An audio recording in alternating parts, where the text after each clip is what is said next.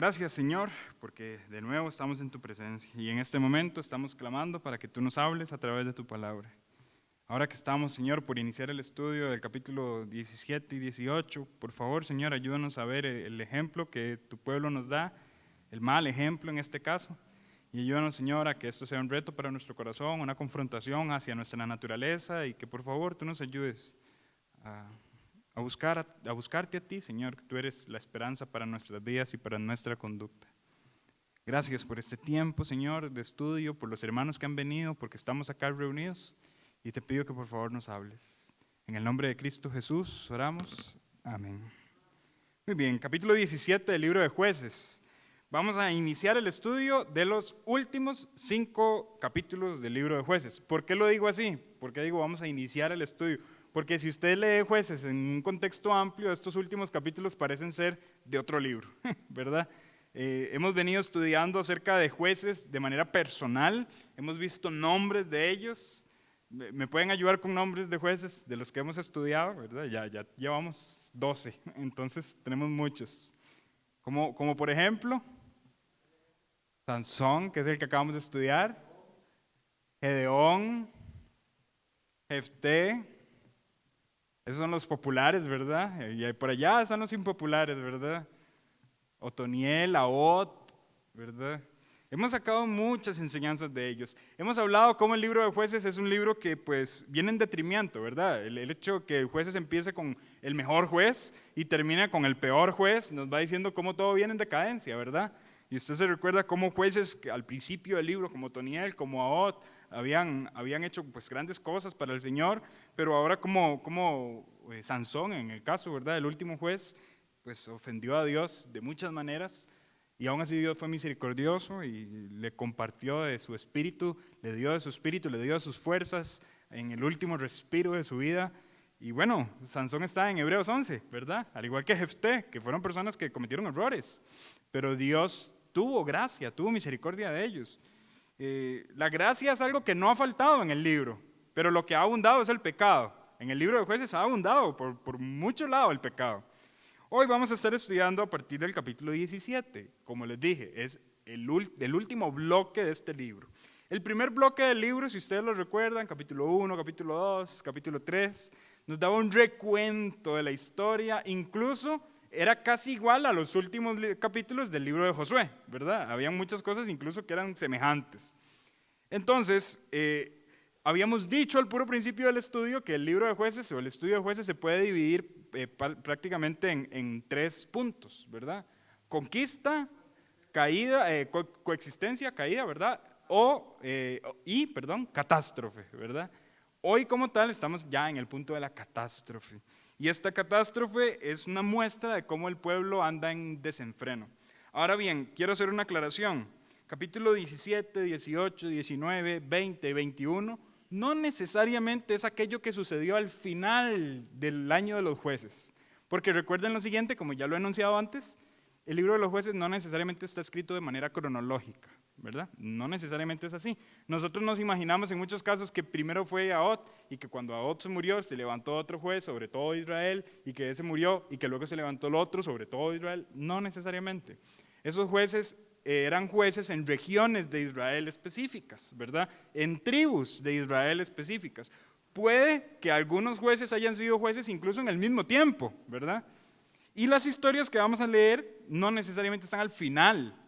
De hecho, algunos concluyen, y yo soy de esa posición, que capítulo 17 y capítulo 18 están al puro principio, más bien, de Jueces. Y capítulo 19, 20 y 21, sí, están al puro final, ¿verdad? Entonces hay que tener ese contexto claro en la mente. Ya no vamos a hablar más de un juez en particular, sino de historias que nos muestran el alcance del pecado cuando cada quien hace lo que bien le parece. Que esta es la frase que se reitera en muchas ocasiones. En aquellos tiempos no había rey en Israel y cada quien hacía lo que bien le parecía. Bueno, estos últimos 5 capítulos son la muestra más tangible de qué pasa cuando cada quien hace lo que bien le parece. ¿Qué pasa cuando nos sumergimos en el libertinaje? ¿Qué es lo que sucede? Y empezamos entonces el capítulo 17 con un hombre llamado Micaía. Y este hombre, Micaía, nos va a mostrar cómo estaba la condición espiritual del pueblo de Israel en ese momento. La última aclaración, ya antes de empezar a leer como tal. Es un ejercicio muy interesante tomar estos capítulos de jueces 17, 18, 19, 20 y 21, y compararlos con los 10 mandamientos. De hecho, vamos a hacer el ejercicio a partir de hoy, cuando vamos a ir estudiando, y vamos a ir marcando, bueno, no con un check, mejor con una X, porque no está bueno, ¿verdad? Vamos a ir marcando con una X cuántos de los mandamientos se están infringiendo. Y cuando lleguemos al capítulo 21, vamos a notar que capítulo 17, 18, 19, 20 y 21, todos los 10 mandamientos se infringieron. Todos. Esto muestra una infidelidad del pueblo al pacto de Dios, una desobediencia del pueblo al pacto de Dios. El mismo pueblo que, deje su dedito ahí, ¿verdad? En Jueces capítulo 17, el mismo pueblo que en Éxodo dijo lo siguiente. Éxodo capítulo 19, versículo 8. Y todo el pueblo respondió a una y dijeron: todo lo que Jehová ha dicho haremos. Y Moisés refirió a Jehová las palabras del pueblo. Es el mismo pueblo que le dijo al Señor: todo lo que Jehová ha dicho haremos. Podemos ir más adelante y vemos cuando Josué está muriendo, ¿verdad? Y en su discurso de despedida, y Josué dice: escojan a quién van a servir. Al Señor serviremos y solo a su nombre obedeceremos. Es el mismo pueblo que ahora está cometiendo este tipo de pecados. El libro de Jueces expone en estos últimos 5 capítulos lo peor del pueblo, la catástrofe en el pueblo, esbozando ello la condición o el alcance más bien de nuestra naturaleza pecaminosa y hasta dónde podemos llegar cuando cedemos a una vida de pecado. Ahora sí, Jueces capítulo 17. Hoy tenemos bastante que leer, entonces vamos a leer porciones amplias. Dice Jueces 17, versículo 1. Un hombre del monte de Efraín que se llamaba Micaía, el cual dijo a su madre: los 1100 siclos de plata que te fueron hurtados, acerca de los cuales maldijiste, y de los cuales me hablaste, he aquí el dinero está en mi poder, yo lo tomé. Entonces la madre dijo: bendito seas de Jehová, hijo mío. Ya empezamos mal, ¿verdad? Un hijo que confiesa haberle robado. ¿Es eso uno de los 10 mandamientos? No robarás. Diría el botón, ¿verdad? Ya tenemos un mandamiento ahí. ¿Y notan algún otro de los mandamientos que se está infringiendo acá? ¿Cómo? Ok, no, hay que honrar a los padres. Otro mandamiento que se está infringiendo. Llevamos 2, en solo 2 versículos. Y no tomar el nombre de Dios en vano. 3 mandamientos de los 10 mandamientos infringidos en solo 2 versículos. Hermanos, bueno, sigamos, porque me va a dar cólera. No, sigamos, dice. Y él devolvió los 1100 siclos de plata a su madre. Y su madre dijo: en verdad, he dedicado el dinero a Jehová por mi hijo. ¡Wow! Ha dedicado el dinero a Jehová. ¡Qué madre tan piadosa! ¿Y cómo lo va a dedicar al Señor? Para hacer una imagen de talla y de fundición. ¿Cuál mandamiento se está infringiendo ahí? No te harás imagen. ¿Cuántos mandamientos llevamos infringidos? 4. Dice, y una de fundición: ahora pues, yo te lo devuelvo. Mas él devolvió el dinero a su madre, y tomó su madre 200 siclos de plata y los dio al fundidor, quien hizo de ellos una imagen de talla y una de fundición, la cual fue puesta en la casa de Micaía. Al final, la plata se le quedó a él, porque las imágenes están en su casa. Súper confuso, ¿verdad? Una contradicción total. Versículo 5. Y este hombre Micaía tuvo casa de dioses e hizo efod y terafines. Aquí hay algo interesante. ¿Qué es un efod? Por el pectoral, por así decirlo, ¿verdad? Del vestuario del sacerdote. Pues no tenía sacerdote, pero ya le tenía efod. O sea, él quería que empezara una labor de adoración a esos dioses paganos. Bueno, y ahí habla de los terafines. No me voy a meter mucho en ese tema, pero generalmente son, pues, imágenes, ¿verdad?, que hacen alusión a adoración al paganismo también. Algunos los atribuyen a demonios, cosas por el estilo, ¿verdad? Dice, y consagró a uno de sus hijos para que fuera su sacerdote. En aquellos días no había rey en Israel y cada quien hacía lo que bien le parecía. Este versículo se va a reiterar, esta frase se va a reiterar varias veces en estos últimos 5 capítulos. Al menos 5 veces se va a reiterar. De hecho, usted lo va a ir notando cuando vayamos leyendo. Y había un joven de Belén de Judá, de la tribu de Judá, el cual era levita y forastero allí. ¿Por qué? Bueno, ¿por qué forastero? Porque en Belén no habían tierras para los levitas, ¿verdad? Recuerden que los levitas no tenían tierra ni heredad. Eran esparcidos en ciertos lugares, pero tenían ciertamente algunos sitios donde se ubicaban. Belén no era, pero él era forastero ahí. ¿Qué nos quiere decir eso? Que él andaba de forastero. ¿Qué quiere decir? Que estaba desempleado, por así decirlo, que no estaba haciendo algo, ¿verdad? Ahora, ¿por qué llegamos a esta conclusión? Vamos a seguir leyendo para que usted lo vea. Este hombre partió de la ciudad de Belén, de Judá, para ir a vivir donde pudiera encontrar lugar. O sea, necesitaba sustento. ¿De qué tenía que vivir un levita? Del sacerdocio y las ofrendas. Pero que él estuviese buscando alimento, ¿qué quiere decir? Que buscar dónde vivir o dónde hacer su vida. O que no hacía el ministerio, o que el ministerio no dejaba. Porque nadie iba a dar sacrificios ni ofrendas y nadie estaba sosteniendo a los levitas. ¿Me voy a entender, hermano? ¿A qué me refiero con esto? Que no hay prácticas de adoración. En el pueblo no hay prácticas de adoración a tal punto que un levita tiene que ir a buscar trabajo, por así decirlo. Está tan fea la situación que mejor se va. Bueno, sigue diciendo, y llegando en su camino al monte de Efraín, vino a casa de Micaía. Y Micaía le dijo, ¿de dónde vienes? Y el levita le respondió, soy de Belén de Judá y voy a vivir donde pueda encontrar lugar. Entonces Micaía le dijo, quédate en mi casa y serás para mí padre y sacerdote. Padre en el sentido espiritual, ¿verdad? Líder. Y yo te daré 10 ciclos de plata por año, vestidos y comida. Ante tal proposición, un sacerdote bíblico hubiese dicho, jamás, jamás. Mi ofrenda es el pan de la casa del Señor. Eso era un levita en la Biblia. ¿Pero qué dice él? Y el levita se quedó. Súper bueno el negocio.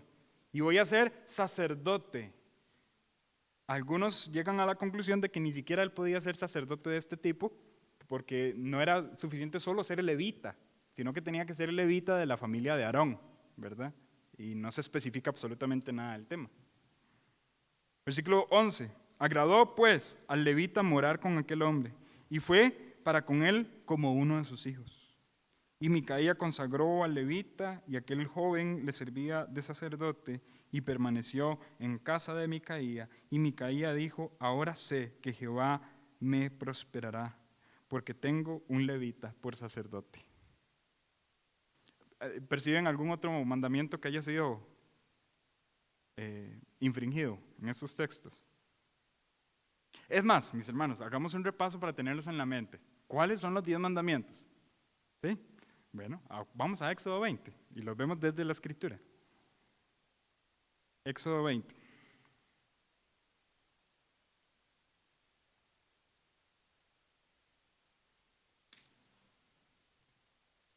Versículo 1. Y habló Dios estas palabras diciendo, yo soy Jehová tu Dios que te saqué de la tierra de Egipto de casa de servidumbre. No tendrás dioses ajenos delante de mí. ¿Se infringió? Sí. No te harás imagen ni ninguna semejanza de lo que está arriba en el cielo, ni abajo en la tierra, ni en las aguas debajo de la tierra. ¿Se infringió? Sí. Y por aquello, este es el segundo mandamiento. ¿Verdad? Porque si ustedes se meten en internet, ¿cuáles son los 10 mandamientos? Le va a parecer que este es el 1 nada más. O sea, el de la imagen lo combinan con no tendrás dioses ajenos. ¿Lo han notado en alguna ocasión? ¿Por qué pasa esto? Por la tradición católica.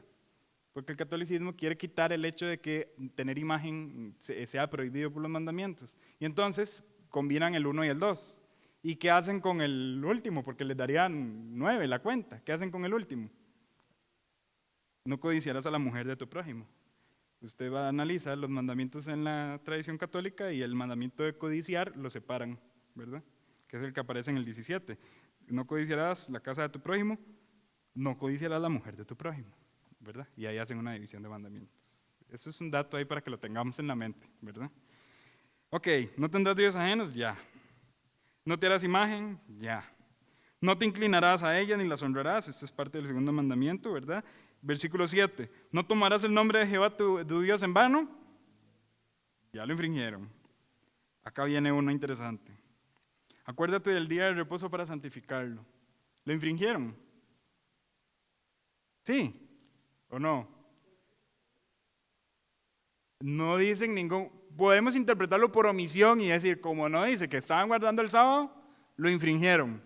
Pero podemos ser todavía más específicos, ¿sí? Para ver que ellos realmente estaban infringiendo este mandamiento. Acompáñenme a Números capítulo 28. Números capítulo 28.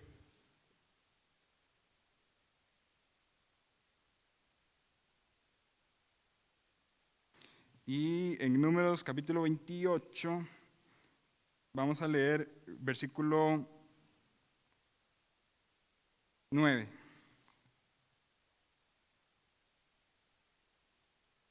Mas el día del reposo, 2 corderos de 1 año sin defecto y 2 décimas de flor de harina amasada con aceite, como ofrenda con su libación. Es el holocausto de cada día del reposo, además del holocausto continuo y su libación. ¿Qué nos quiere decir esto? Que en los días de reposo habían unas ofrendas que entregar, pero si había un levita desempleado, eso quiere decir que esas ofrendas no estaban llegando al templo. ¿Me van a entender, hermano? Entonces el mandamiento del día de reposo no se estaba cumpliendo. Luego dice en el versículo 12, honra a tu padre y a tu madre para que tus días se alarguen en la tierra que Jehová tu Dios te da. ¿Se infringió? Sí. ¿No matarás? Todavía no, pero apenas vamos por el capítulo 17 y recuerda que son 5 capítulos. ¿No cometerás adulterio? Todavía no, pero ya casi. ¿No hurtarás? Ya. ¿No hablarás contra tu prójimo falso testimonio? Ahorita vamos a ver algo que nos va a conducir ahí. Y no codiciarás la casa de tu prójimo, no codiciarás la mujer de tu prójimo, ni su siervo, ni su criada, ni su buey, ni su asno, ni cosa alguna de tu prójimo. Ya casi vamos a llegar ahí. Tengamos en mente los mandamientos porque los mandamientos son un reflejo del pacto de Dios con su pueblo. Y el incumplimiento del pueblo de Dios hacia los mandamientos de Dios es un reflejo del incumplimiento del pueblo a su pacto. ¿Verdad? Ahora, volvamos entonces a Jueces capítulo 17. Jueces capítulo 17. Versículo 12. Y Micaía consagró al levita, y aquel joven le servía de sacerdote y permaneció en la casa de Micaía. Y Micaía dijo, ahora sé que Jehová me prosperará porque tengo un levita por sacerdote. Aquí hay un punto peligrosísimo. Él está viendo una puerta abierta como una bendición de Dios y no todas las puertas abiertas son bendición de Dios. ¿Escucharon eso, mis hermanos? Hoy en día en el mundo secular está como la noción, es que se me abrió la puerta, entonces esto es de Dios. A él se le está abriendo una puerta, tener un sacerdote en la casa. Ya tenía el efod, ya tenía el dios pagano, ya tenía el altar. Uy, me falta un sacerdote, pongo un hijo por mientras y pum, le sale un levita y le dijo, bueno hijo, ya no. Ahora tengo un levita. Esto tiene que ser de Dios. Hermanos, ¿cuántas veces pasa esto en la vida cotidiana? Aparece algo y nosotros interpretamos, al final, aparece algo y nosotros interpretamos como, wow, esto tuvo que haber sido Dios. ¿Y si no? ¿Y si no? Es que siento paz. Engañoso es el corazón más que todas las cosas y perverso, ¿quién lo conocerá? Hermanos, hay que ser todavía más analíticos de cuando algo es la voluntad del Señor. ¿Cómo lo analizamos? A la luz de la Escritura. La Escritura es lo único fiable, confiable que nosotros tenemos. Y a la luz de la Escritura es que nosotros tenemos que analizar cuando algo es voluntad de Dios o no. Si esta persona hubiese hecho ese ejercicio de analizar a la luz de la Escritura si esto era de Dios, hubiese llegado a la conclusión de que esto me está llevando a un camino equivocado. ¿Verdad? ¿Por qué? Porque la Biblia dice que no vas a adorar imágenes, ni a hacer imágenes, ni a adorar a dioses falsos. Pero él no analizó su caso a la luz de la Escritura. Él analizó su caso a la luz de sus emociones y sus percepciones. Este trabajo tiene que ser de Dios, analícelo a la luz de la Escritura. Esta relación tiene que ser de Dios, analícelo a la luz de la Escritura. La Escritura tiene que ser el filtro de las decisiones del ser humano, no sus emociones ni sus percepciones. Sigue la historia en capítulo 18 y dice, en aquellos días no había rey en Israel. ¿Notan otra vez? ¿Verdad? igual que en el versículo 6. En aquellos días no había rey en Israel. Y en aquellos días la tribu de Dan buscaba posesión para sí donde habitar, porque hasta entonces no había tenido posesión entre las tribus de Israel. Esta historia que vamos a leer a continuación es una sola historia, ¿verdad? Porque está mezclada con el asunto de Micaía, ¿verdad? Y nos va a contar este capítulo cómo las personas de Dan van a conquistar un lugar que se llama Lais, ¿verdad? Ahora, vamos a ver lo siguiente. Acompáñenme a Jueces 1. Jueces 1. ¿Se recuerdan en el momento de la conquista y en la distribución de las tierras lo que le pasó a Adán? Vamos a refrescarlo un poquito. Jueces 1, versículo 34, dice. Jueces 1:34. Los amorreos acosaron a los hijos de Dan hasta el monte y no los dejaron descender a los llanos. Y el amorreo persistió en habitar en el monte Eres, en Ajalón y en Salbín. Pero cuando la casa de José cobró fuerzas, lo hizo tributario. Pasa algo interesante. Dan tenía escasez de tierra, de la tierra que Dan tenía que conquistar. Y si usted analiza proporcionalmente la tribu de Dan es algo amplia, incluso casi semejante a Judá, ¿verdad? Y no tenían tierra, ¿verdad? Por eso a esa conclusión llegamos cuando analizamos los números de las tribus. Ahorita no tenemos el tiempo de ir a hacer ese análisis, pero realmente Dan era una población densa, ¿verdad? Cuando nosotros nos devolvemos a Josué, y le voy a pedir que me acompañe por favor a Josué, vamos a ver cuando Josué repartió las tierras. Josué. Y vamos a leer el capítulo 21, Josué capítulo 21.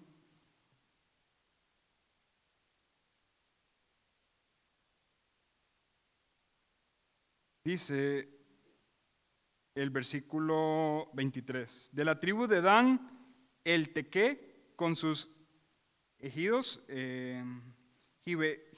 Gibetón, con sus ejidos, Ajalón con sus ejidos y Gat-Rimón con sus ejidos, 4 ciudades. Aquí vemos una porción específica de tierra que ellos no lograron conquistar, específicamente en el libro de Josué.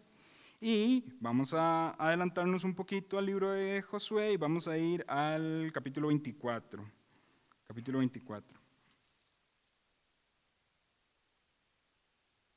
Dice en el versículo 29. Después de estas cosas murió Josué, hijo de Num, siervo de Jehová, siendo de 110 años, y lo sepultaron en su heredad en Timnat-Sera, que está en el monte de Efraín, al norte del monte de Gaz. Y sirvió Israel a Jehová todo el tiempo de Josué y todo el tiempo de los ancianos que sobrevivieron a Josué, que sabían todas las obras que Jehová había hecho por Israel. Y entraron en Siquén los huesos de José, que los hijos de Israel habían traído de Egipto, en la parte del campo que Jacob compró de los hijos de Amor, padre de Siquem, por 100 piezas de dinero, y fue posesión de los hijos de José. También murió Eleazar, hijo de Aarón, y lo enterraron en el collado de Finés, su hijo, que fue dado al monte de Efraín. Cuando termina el libro de Josué, no se dice absolutamente nada de la tierra de Lais, ¿verdad? Pero antes incluso de la conquista de Lais, ya en el libro de Josué, capítulos anteriores, ya se estaba mencionando la historia de que ellos habían subido a esa región como tal, ¿verdad? Ahora, ¿qué quiero decir con todas estas cosas? Que capítulo 17 y capítulo 18 del libro de Jueces no pueden estar al final de la historia, porque ya en el libro de Josué se sabía que los de Dan tenían poca tierra y que por tanto subieron a conquistar Lais. ¿No voy a entender, hermanos? Entonces, lo que estamos teniendo acá es muy reciente. Incluso capítulo 18 al final dice lo siguiente, versículo 30. Y ahorita vamos a ir a los versículos que nos faltan. Capítulo 18, versículo 30 dice, y los hijos de Dan levantaron para sí imagen de talla, y Jonatán, hijo de Gersón, hijo de Moisés. En Reina Valera, la palabra que aparece allí es Moisés. En otras versiones, la palabra que aparece es Manasés. Aquí hay un error de traducción. Yo no sé si alguien anda otra versión hoy. No, nadie anda otra versión. Si usted lo estuviera leyendo, por ejemplo, en Biblia de las Américas, ahí aparece Manasés en vez de Moisés. Pero lo más congruente es que sea Moisés, la frase que aparece ahí. Estamos hablando de que esta historia, Jonatán, hijo de Gersón, hijo de Moisés, estaba allí. Por tanto, esto no puede estar al final de Jueces, tiene que estar al principio de Jueces, que está cerca del tiempo de Josué. ¿Me voy a entender, hermanos? ¿Sí? Ok. Sigamos entonces. Capítulo 18. Ya leímos la primera parte y ahora versículo 2 dice: Y los hijos de Dan enviaron de su tribu 5 hombres, de entre ellos hombres valientes de Sora y Estaol. ¿Recuerdan estos nombres? Sora y Estaol. Los acabamos de leer en la historia de Sansón, ¿verdad? Porque Sansón era de la tribu de Dan. Dice, para que reconociesen y explorasen bien la tierra. Y les dijeron, id y reconoced la tierra. Estos vinieron al monte de Efraín hasta la casa de Micaía. Y allí posaron. Ya las historias se nos combinaron. Teníamos una historia de un Micaía con un sacerdote. Y teníamos otra historia de los de Dan yendo a conquistar al lugar que se llama Lais. Y ahorita lo van a ir a explorar. Pero ya las historias se unen cuando estos exploradores, por así decirlo, descansan en la casa de Micaía, ¿verdad? Versículo 3, cuando estaba cerca de la casa de Micaía, reconocieron la voz del joven levita y llegando allá le dijeron, ¿quién te ha traído acá? ¿Y qué haces aquí? ¿Y qué tienes tú por aquí? No era normal que un levita viviera ahí, no era normal. Versículo 4, él le respondió, de esta y de esta manera ha hecho conmigo Micaía y me ha tomado para que sea su sacerdote. Y ellos le dijeron, pregunta pues ahora a Dios para que sepamos si ha de prosperar este viaje que hacemos. Pura superstición. Están tratando a Dios como si Dios fuese uno de esos dioses paganos, ¿verdad? Versículo 6, y el sacerdote les respondió, id en paz. Delante de Jehová está vuestro camino en que andáis. Vean las atribuciones incluso que se toma. Él cree que de verdad es un sacerdote. Es un usurpador. Pero vean las atribuciones de sus palabras. Entonces aquellos 5 hombres salieron y vinieron a Lais. Y vieron que el pueblo que habitaba en ella estaba seguro, ocioso y confiado. Seguro, ocioso y confiado, conforme a la costumbre de los de Sidón, sin que nadie en aquella región les perturbase en cosa alguna, ni había quien poseyese el reino. Y estaban lejos de los sidonios y no tenían negocio con nadie. Volviendo pues ellos a sus hermanos en Sora y Estaol, sus hermanos les dijeron, ¿qué hay? Y ellos respondieron, levantaos, subamos contra ellos, porque nosotros hemos explorado la región y hemos visto que es muy buena. Y vosotros no haréis nada, no seáis perezosos en poneros en marcha para ir a tomar posesión de la tierra. Bueno, aquí puedo decir muchas cosas, ¿verdad? Nos estamos concentrando en la historia y en la historia Dan va a hacer una conquista a una tierra. Sin embargo, no quiero dejar pasar por alto el hecho de que el pueblo que fue exterminado era un pueblo confiado y ocioso. Hermanos, tengamos cuidado del exceso de confianza y del ocio en la vida, porque cuando el enemigo se acerca, vamos a estar vulnerables, ¿verdad? Y bueno, la predicación no va a girar alrededor de Lais, sino que alrededor del contexto histórico. Entonces vamos a continuar. Versículo 11. Entonces salieron de allí, de Sora y de Estaol, 600 hombres de la familia de Dan, armados de armas de guerra. Fueron y acamparon en Kiriat Jearim, en Judá, por lo cual llamaron a aquel lugar el campamento de Dan. Hay otro sitio llamado Dan a partir de ahora. Otra región se llama Dan. Cuando usted va a un mapa de las tribus de Israel, usted va a notar un montón de Dan, al menos 3 distribuidos en el mapa. Bueno, esta es una causa de ello. Ok, Dan hasta hoy, que está al occidente de Kiriat Jearim. Y de allí pasaron al monte de Efraín y vinieron hasta la casa de Micaía. O sea, están regresando y ahora están pasando enfrente de la casa donde los habían hospedado. Y aquí viene ya el punto clímax de la historia. Entonces aquellos 5 hombres que habían ido a recoger la tierra, a reconocer la tierra de Lais, dijeron a sus hermanos, ¿no sabéis que en estas casas hay efod y terafines, y una imagen de talla y una de fundición? Mirad, por tanto, lo que habéis de hacer. O sea, vamos a adorar. Los hombres de Dan, vamos a adorar, porque aquí hay un lugar donde adorar. Versículo 15, cuando llegaron allá, vinieron a la casa del joven levita, en la casa de Micaía, y le preguntaron cómo estaba.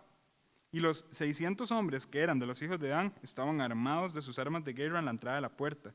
Y subiendo los 5 hombres que habían ido a reconocer la tierra, entraron allá y tomaron la imagen de talla, el efod, los terafines y la imagen de fundición. Esto es robar, aunque lo que se están robando no es nada bueno, pero es robar. Mientras estaba el sacerdote a la entrada de la puerta con los 600 hombres armados de armas de guerra. Entrando, pues, aquellos en la casa de Micaía tomaron la imagen de talla, el efod, los terafines y la imagen de fundición, y el sacerdote les dijo, ¿qué hacéis vosotros? Y ellos le dijeron, calla, pon la mano sobre tu boca y vente con nosotros para que seas nuestro padre y sacerdote. Es mejor que seas tú sacerdote en la casa de un solo hombre que de una tribu y familia de Israel. Y lo están engañando. Y él va a ceder a esta tentación. Versículo 20, vean la respuesta. Y se alegró el corazón del sacerdote. ¿Notan como una puerta abierta no siempre es la voluntad de Dios? Aquella persona dijo, todo me va a prosperar porque tengo un levita. No, todo le salió mal. Le robaron hasta los dioses paganos. Le robaron hasta el sacerdote. Se alegró el corazón del sacerdote, el cual tomó el efod, los terafines y la imagen y se fue en medio del pueblo.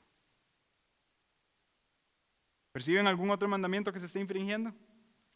De los 10 mandamientos, en esta frase que hemos leído. No codiciarás la casa de tu prójimo, no codiciarás la mujer de tu prójimo, ni su siervo, ni su criada, ni su buey, ni su asno, ni cosa alguna de tu prójimo. Pero él dijo, yo podría estar mejor allá. Codicia. Y de nuevo se está infringiendo el pacto de Dios. Muy bien. Perdón que estoy leyendo tanto, pero es que la historia es amplia y quiero llegar a las conclusiones al final de la lectura. ¿Verdad? Versículo 21. Y ellos se volvieron y partieron y pusieron los niños y el ganado y el bagaje por delante. Cuando ya se habían alejado de la casa de Micaía, los hombres que habitaban en las casas cercanas a las de Micaía se juntaron y siguieron a los hijos de Dan. Y dando voces a los de Dan, estos volvieron sus rostros y dijeron a Micaía, ¿qué tienes? ¿Que has juntado gente? Él respondió, tomasteis mis dioses que yo hice y al sacerdote y os vais. ¿Qué más me queda? ¿Por qué pues me preguntáis qué me pasa? Y los hijos de Dan le dijeron, no des voces tras nosotros, no sea que los de ánimo colérico os acometan y pierdas también tu vida y la vida de los tuyos. Y prosiguieron los hijos de Dan su camino, y Micaía, viendo que eran más fuertes que él, volvió y regresó a su casa. Y ellos, llevando las cosas que había hecho Micaía juntamente con el sacerdote que tenía, llegaron a Lais, al lugar donde van a habitar. Dice, al pueblo tranquilo y confiado, y los hirieron a filo de espada y quemaron la ciudad. Y no hubo quien los defendiese, porque estaban lejos de Sidón y no tenían negocios con nadie. La soledad, el no tener compañía con nadie, vea cómo los llevó a la destrucción. Hermano, no quiero sobrealegorizar el texto, pero definitivamente yo pienso en las consecuencias de una vida solitaria, incluso de la armonía de los hermanos, ¿verdad? Este pueblo estaba allá ocioso, estaba allá confiado, no tenía comunicación con nadie y eso fue la causa de su estrago. Cuidado de que nosotros estemos haciendo esto y nos estemos apartando de más. La ciudad estaba en el valle que hay junto a Bet-Rehom. Luego reedificaron la ciudad y habitaron en ella y llamaron el nombre de aquella ciudad Dan, conforme al nombre de Dan, su padre, hijo de Israel. Bien que antes se llamaba la ciudad de Lais. La ciudad Lais. Y los hijos de Dan levantaron para sí la imagen de talla, y Jonatán, hijo de Gersón, hijo de Moisés, él y sus hijos fueron sacerdotes de la tribu de Dan hasta el día del cautiverio de Israel. Noten algo acá. Levantaron la imagen de talla, y Jonatán, hijo de Gersón, hijo de Moisés, él y sus hijos fueron sacerdotes de la tribu de Dan hasta el día del cautiverio de la tierra. El sacerdote se quedó sin trabajo, ¿verdad? Porque estas personas que sí son del corte de Aarón, fueron los que asumieron el sacerdocio. ¿Lo notaron? Entonces ninguno de los que pensó que estaba prosperando, prosperó al final. Versículo 31. Así tuvieron levantada entre ellos la imagen de talla que Micaía había hecho todo el tiempo que la casa de Dios estuvo en Silo. Aunque esta última acotación no necesariamente quiere decir que del todo se quedó sin trabajo, puede que haya sido un sacerdote allí, pero el protagonismo no fue suyo, ¿verdad? Ese protagonismo que él codició no fue suyo, definitivamente no lo fue.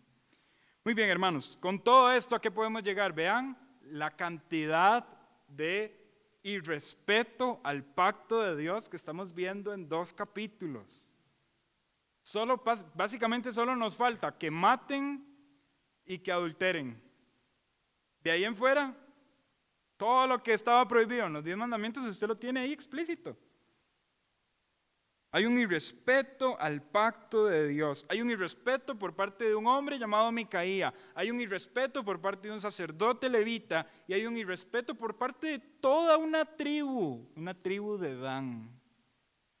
Yo no sé si ustedes lo perciben de esta forma, pero en esta ocasión es la primera ocasión en que toda una tribu en conjunto cae en idolatría. Toda una tribu en conjunto. ¿Habíamos tenido ya rastros de idolatría en el pasado? Claro que sí. Incluso cuando se estaban dando los 10 mandamientos, ¿verdad? Y bajaron y habían hecho el becerro de fundición y todo esto. Pero no había una idolatría todavía organizacional, como pueblo, como nación. Como tratando de que sean un reino que tiene un Dios. En este caso tenemos a la tribu de Dan como el primer rastro de una tribu que se está organizando políticamente para incluso adorar a un Dios falso, con sacerdotes y todo. Esto es ampliamente reprochable en Dan como tribu. A tal punto que algunos dicen que precisamente esta es la causa por la cual Dan no se menciona en Apocalipsis capítulo 7. Le voy a pedir que me acompañe un momento y vean este dato curioso. Apocalipsis capítulo 7, y por favor lea con ojos críticos lo que voy a leer.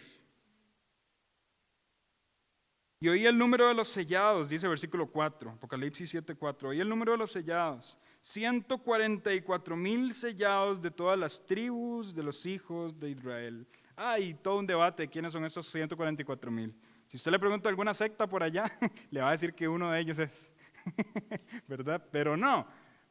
Bueno, la posición tal vez más abrazada es que estos 144,000 van a ser un remanente que Dios va a guardar para sí en salvación en el momento de la tribulación. Hay otra posición de aquellos que no creen precisamente esto, que dice que los 144,000 son una voz alegórica de todo aquel que está en Cristo, ¿verdad? Tal vez la objeción que hay con esto es que el texto parece ser muy claro en que son israelitas, y todo aquel que está en Cristo, bueno, eso incluye gentiles. Pero bueno, ahí nos vamos a meter en un tema escatológico que en algún momento llegaremos.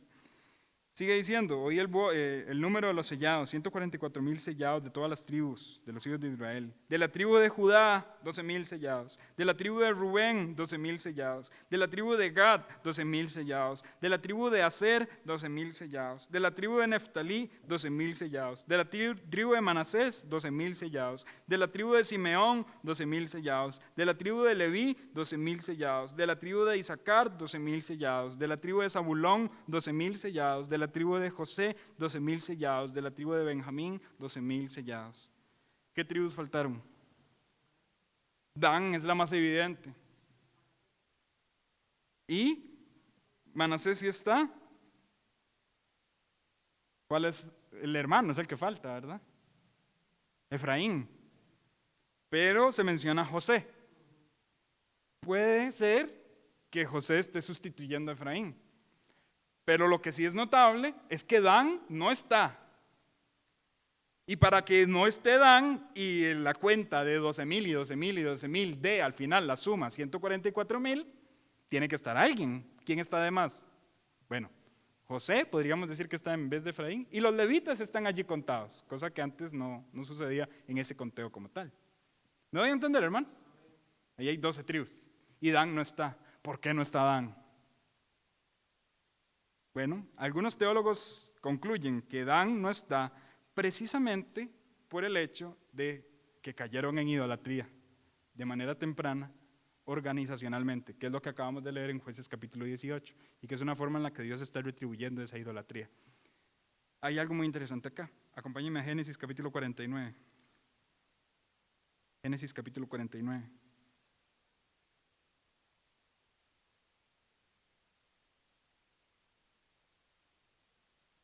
Y aquí vamos a leer las últimas palabras de Jacob, donde él está bendiciendo a sus hijos. Génesis 49.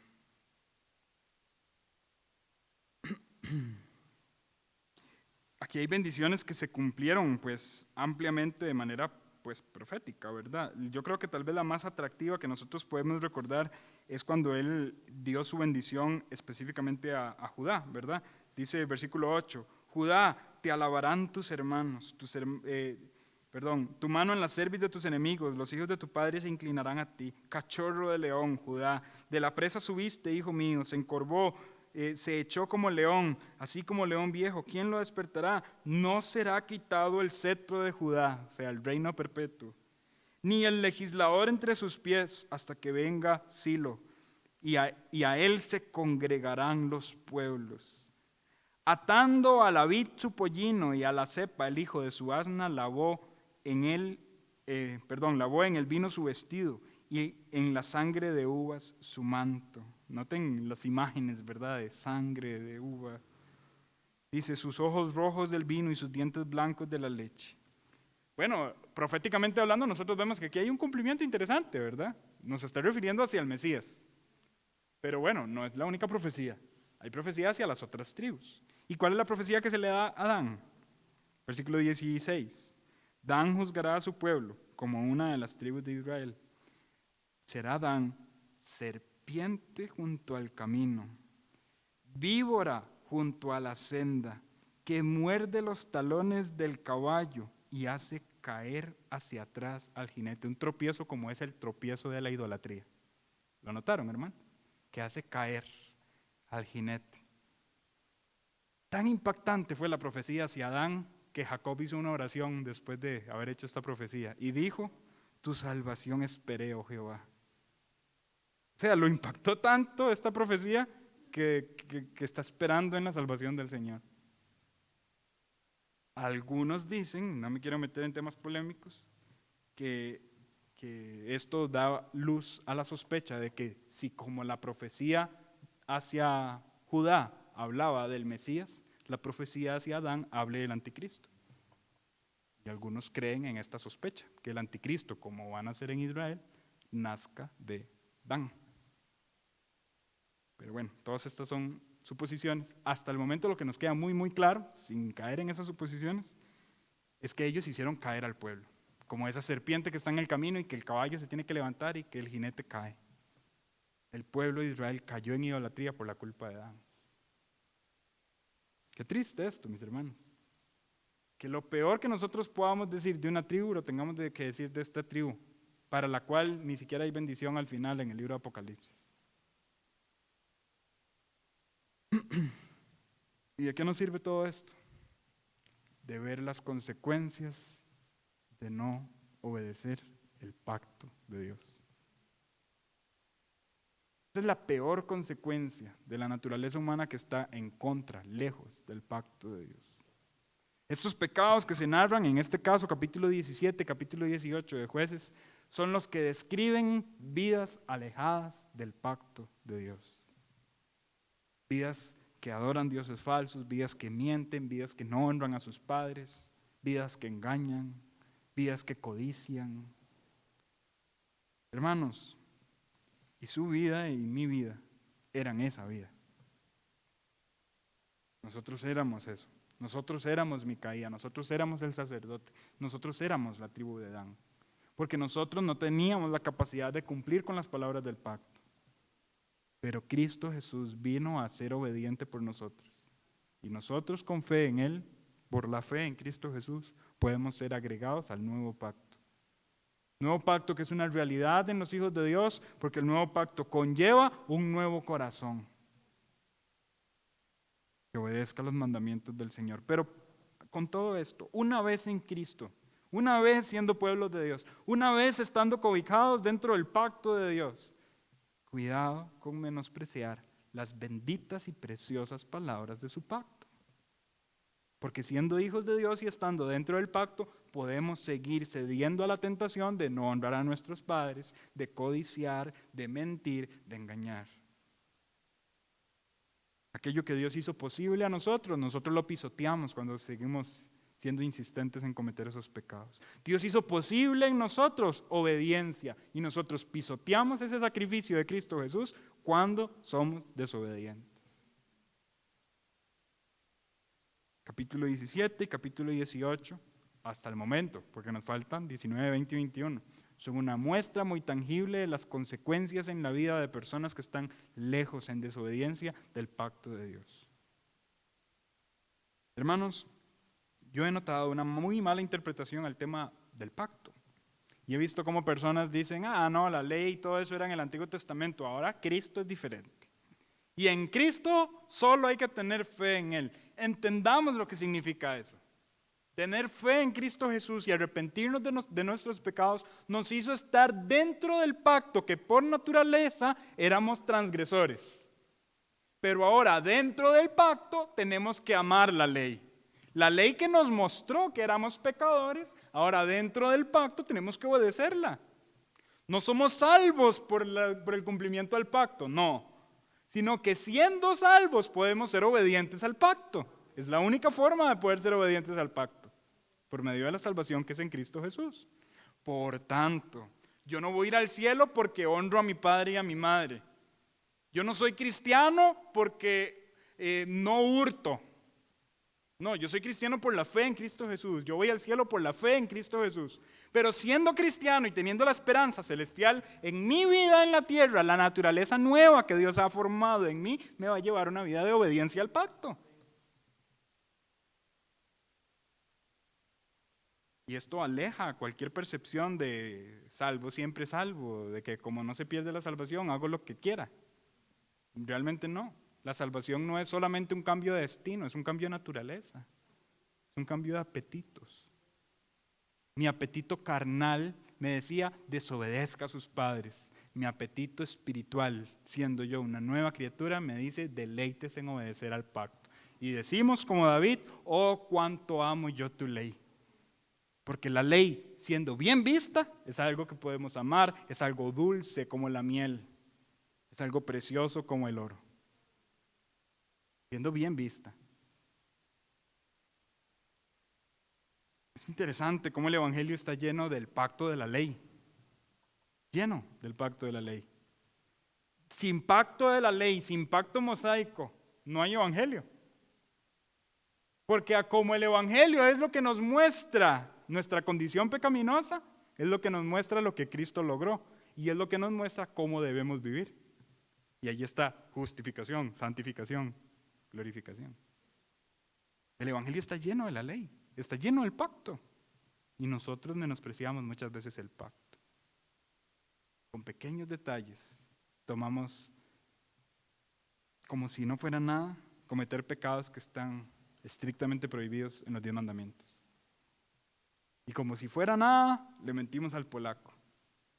Y como si fuera nada, nos robamos la uva del más por menos.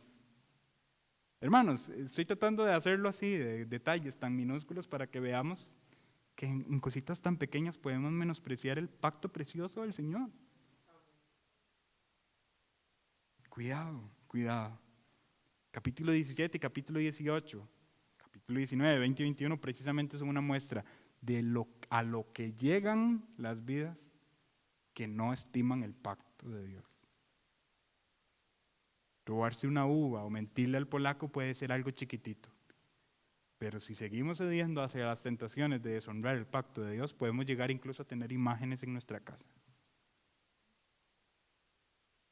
Cuidado, hermanos, que esto sea un llamado de atención hacia nuestra naturaleza y que nos comportemos como es digno de nuestro nuevo hombre, la nueva criatura que ya somos. Amén. Vamos a orar para terminar. Gracias, Padre, ha sido bueno al permitirnos estudiar tu palabra y sabemos que es un texto sumamente amplio, que tal vez por ello un poco más complejo que estudiar que otros, pero al mismo tiempo nos gozamos en que tú nos retes a ser obedientes a las palabras de tu pacto. Es triste ver cómo en tan pocos capítulos casi toda tu ley es menospreciada. Es triste, Señor, pero al mismo tiempo es un reto para nosotros que ya hemos sido capacitados para una vida de obediencia, porque tú habitas en nosotros. Es un reto para nosotros, para que amemos tu ley, para que nos deleitemos en ella. Ayúdanos, por favor, Señor. Guíanos. Danos un corazón sensible para observar las terribles consecuencias hacia las vidas que no estiman tu ley. Ayúdanos a entender que no necesariamente somos salvos por el cumplimiento de la ley, pero siendo salvos, somos llamados a la obediencia. Señor, no permitas que desestimemos la obediencia como si fuese cosa menor. Ayúdanos a glorificarte a través de nuestra conducta, de nuestra obediencia y de nuestra piedad. La honra y la gloria sea para tu nombre. Oramos en el nombre de Cristo Jesús. Amén. Gracias por